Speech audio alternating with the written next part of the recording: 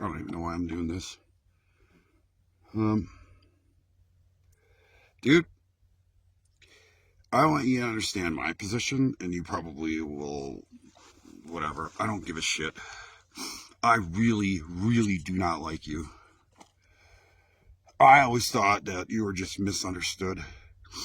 Like you just made a mistake one time and it screwed up kind of your life and stuff, but that's not the case at all, dude.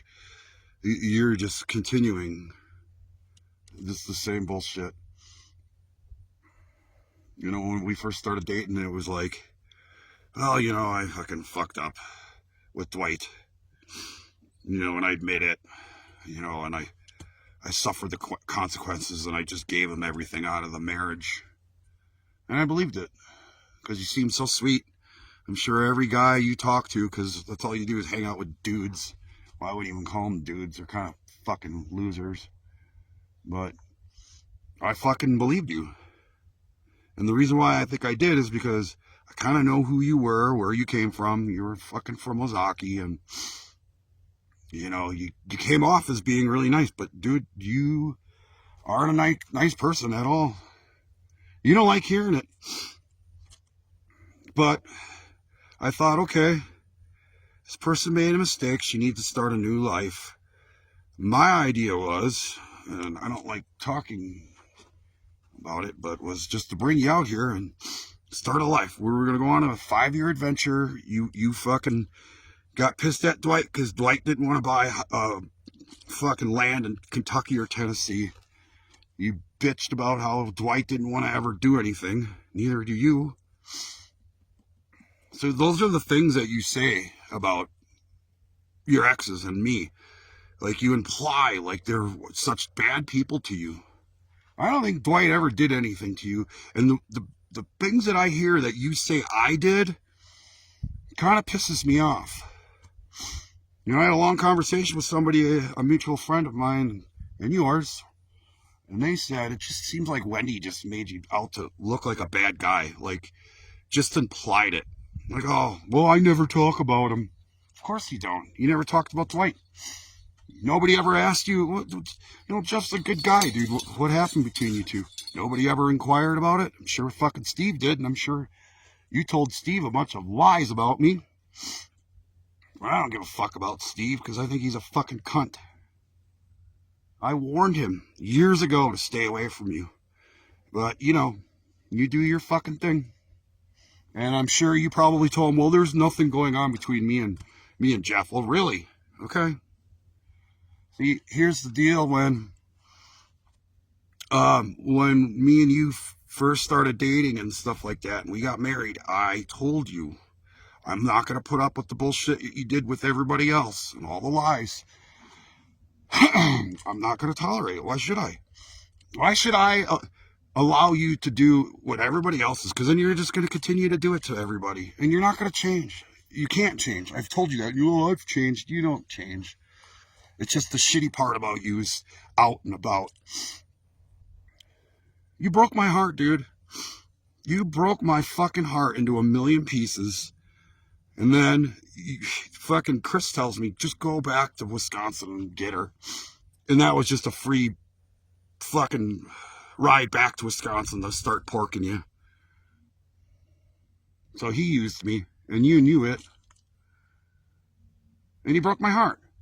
And then you tell me, we had long conversations after the whole incident with your mother. You got caught again, and you wanted to run. That's all you wanted to do. And the only person that was leaving was me. So you ran back to me. That's all you did. You ran back to me knowing that you're probably going to leave again. Because everybody was all pissed off at you. You had all these fucked up things going on back there. And everybody was just like, okay, what a disappointment. And, you know, you just act like, well, it was my fault. And then our relationship falling apart, it was my fault. You've never owned up to it. You never really apologized for anything you did to me. You broke my heart. You stole the trailer from me. You told fucking Robert that I couldn't afford it. I had a job. I was paying him. And then he evicted me. I know why he evicted me. The place was immaculate after you left. I cleaned the whole place up, and he says it's dirty. It's time for you to go. No, because he wanted you to stay there and not me, because you talked to him.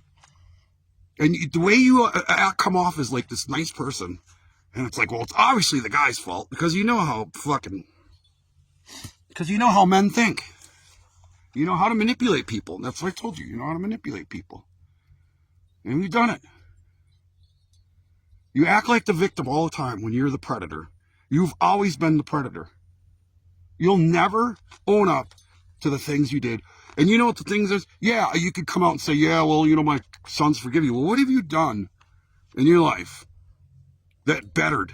You know, like you're still doing the same bullshit that you always do. You drink all the time. You fucking half-ass everything in life. You have all these grand plans that you never go through with. And when push comes to shove, you burn it all down. And it's funny. You know, you burned my life down. And I'm supposed to sit here and take it and be like, oh yeah, you know, I know what Wendy's doing in town. And I'm supposed to handle it. Get over here. Come on. And I'm supposed to accept it, because that's Wendy. You know, after I took you back from all the BS that happened in Wisconsin, and we started over. Yeah, things weren't always perfect. But when we started over, the whole plan was, we're going to go somewhere. We're going to do something. We're going to forget it all happened. We're going to start a new life. We're going to work on building bridges back with your family, because your family was obviously pissed off at me. I don't know what the fuck I did. You know? I wanted to get to know your sons again and just let them know that you were safe with me, and I'm going to do my best to help you out. And you fought me all the way through. You accused me of cheating on you with that whore at the RV park.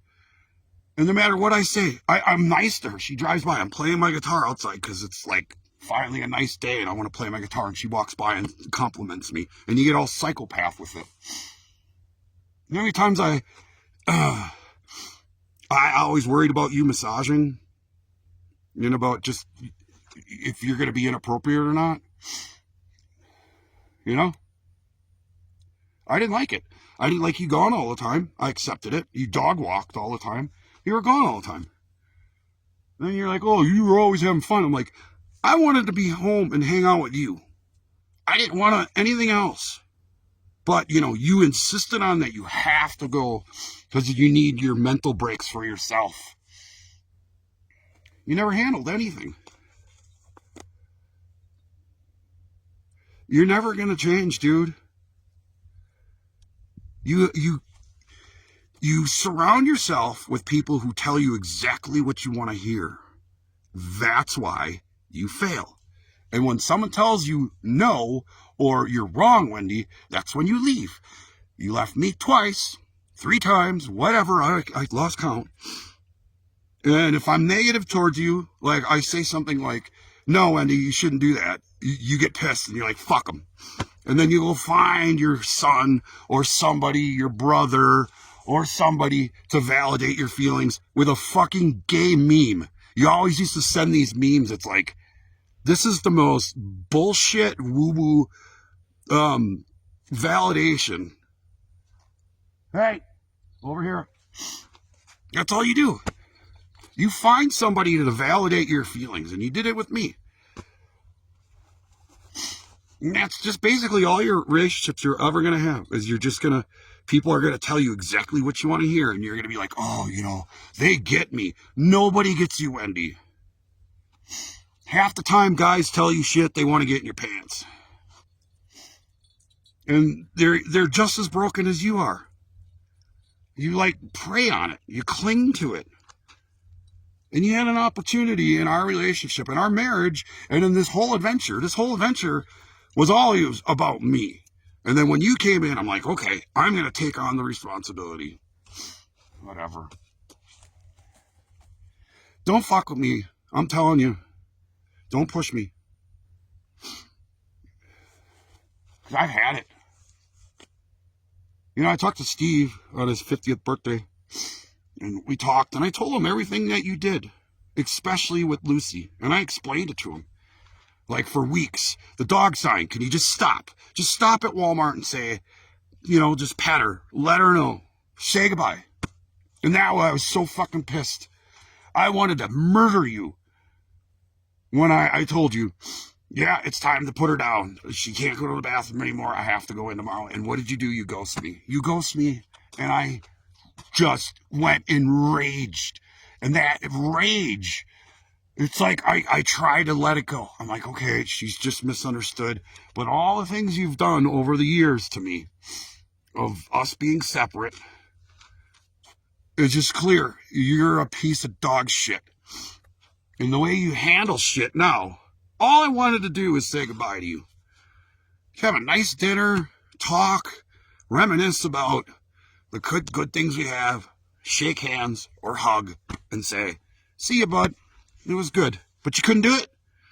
That's all. You couldn't even do me that favor after all the bullshit you put me through. You couldn't say goodbye. So yeah, instead you did this, and then you start ghosting me, and then whatever. I put up with a lot of shit with you, dude. And you know why I did? Because I cared. I loved you. I still kind of love you. I loved who I thought you were, but I don't love the person who you are now at all. I think you're a piece of shit. But you want to know something? I hope you make it this far into the video. I never wanted you back. After you left the second time, I was like, I'm done. I don't want to fucking... Because she's going to constantly leave. I knew you were going to leave again. Way before. Like, as soon as when our relationship were in Viacito, and I believed you for like maybe a month. I'm not going to leave you, I promise. I got it out of my system. You were sitting right there by the doorway, and I'm sitting there crying because I'm worried that you're going to leave again. And you would find any reason to not like me, to find something. If I would have never had a job, if I would have never left Scott and I still was there, you'd probably like, well, I need to leave him because he's always miserable because he's working all the time. Just like Dwight. Oh, he would just sit there and play video games all day. The guy fucking supported his family. Give him a fucking break. I don't know. You don't know nothing about me and Dwight's relationship. I was married to you. I could pretty much figure out how you were and how you are and how you always will be. You're not going to make me look like a bad guy anymore. You could try or say or do whatever you want to me, dude. The more you fucking whatever. I'm telling everybody the truth about everything that happens because I'm sick and tired of people judging me like I did something. I want to get the hell out of here. After this job's done, I'm going to have a nice chunk of change and I'm getting the fuck out. I'm getting rid of this piece. Well, I'm not going to say piece of shit because I don't want it to break down. But I'm getting rid of this. I'm moving on. And I don't want to ever think about you again. I don't want to ever know about you or anything. I just don't. You were the biggest mistake of my life. You hurt me more than anybody else. Out of all the shit I've ever been through in my life, you hurt me the most. Because I actually cared. And I actually saw the struggles that you were having. And you just weren't having change. You just wanted to keep going down that road. You know, when you guys first split, fucking Dwight and shit had structure at the household in Cedarburg with Jan. And your kids, all they wanted to do was party because they're teenagers. Well, Mrs. Tolerant Wendy let them smoke pot and drink and shit like that. That's why they gravitated towards you. And you knew it. It's fucked up. At that time, when you fucked up your family, you both parents, you could have been just like Dwight, like not tolerate anything. And of course they gravitated towards you. Because they ended up being just as fucked up as you are. You know, I wanted to be hard on Brandon because he needed a man in his life. Somebody who had structure and had values. You know, I love him to death. I love both your kids. I would die for those fuckers. Because they're good guys. And they don't deserve you. And the life that you gave them. At some point, they got to realize it's not me. And I think that's why you're like, you leave my kids alone. Well, you know what? I just wanted to keep going because I wanted a relationship with them and be a good man to them. And if they ever needed anything, I'd be there for them and not have all this trash that you bring. Like if Brandon needs something, he's broke down on the side of the road, I'll be there. I'll be there in an hour and I'll help you out. Whatever you need.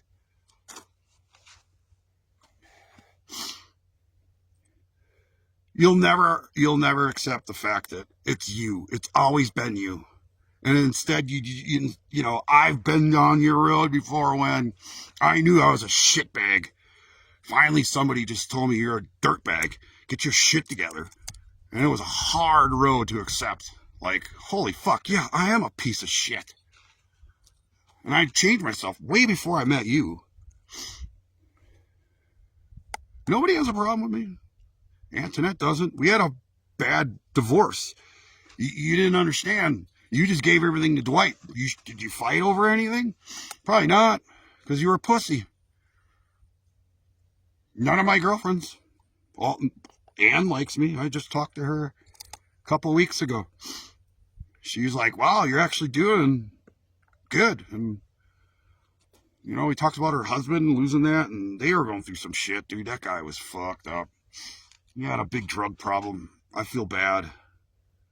You know, his kids lost the father, so it's sad. But whatever. All I wanted to do is just be there for you, bud. Be your best man. Be your best friend. Your husband that's out there that loves you. And if you ever needed anything, you can come to me. And every time I wanted to just talk to you and get advice from you, you ghosted me. You basically, and then when you finally do come back and say something, you're a total cunt. Like you talk like a man, and I hated that. It's like, you don't fucking talk to me that way. Nobody talks to me like that. Because I earned that respect, dude. I earned what I earned from hard work and doing a lot of things. And I never used you. You could fucking tell anybody or whatever that I used you, and I did not. You used me to run. And then when you finally got here and you got established, well, so long, Jeff. And people are starting to figure it out because I'm being more open about it. I hid. I always protected you. Like someone talks shit about you, I'd be like, no, that's not it at all, even though it was. Now I don't. Now I'm speaking up about everything. You know, talking on the phone for 4 hours with Steve. I told him a lot. We talked about our past and everything, and, you know, we both made mistakes, and we both forgave each other for some of the dumb things in life, and it's like, life is too short for us to be angry at each other. We've been friends for fucking 35 years. So, whatever. Enjoy your life, dude. All I ever wanted to do was be there for you. You know, mom and dad ain't going to be around forever, and eventually your kids are going to move on. Trust me, they will. Once they get a family and they start seeing things, how you are, they're probably just going to slowly just, mom's fucked up. But yeah. And it's funny, you know, things could have been a lot different, but these are the choices you made. You'll never take responsibility for anything. I take responsibility for a lot. I regret coming here. I think we should have stayed in Grafton, because it would have lasted probably not as long. I think we would have been married for about a year, and you would have been honky-tonking already, having sex with somebody, cheating on me, and I would have been long gone. And I said, fuck it. I really regret taking you out here. I really do. It was a big mistake.